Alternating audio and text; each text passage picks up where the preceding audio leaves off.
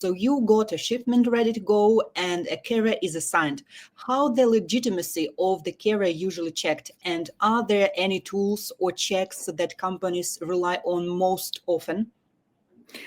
Well, yeah, I mean, first of all, let me say it's actually a very important topic, and unfortunately, during my career, I've seen situations happening where, carrier legitimate. I mean, we're talking about like 15 years ago. There weren't so many tools. I mean, there was a little bit more space for criminals basically to, get induced into this kind of operations. And the reality is that I've seen this happening. So I've seen a couple of times, entire truckloads completely hijacked because clearly the carrier wasn't legit. So it was a big problem. Obviously, it was a big issue.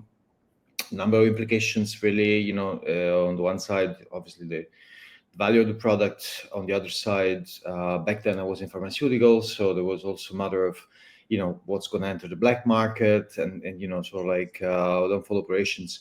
Imagine at the time I'm talking about, there wasn't even like a mandatory track and trace system in place, so it was really, really problematic. Certain areas were endemically more affected than others, in Europe in particular.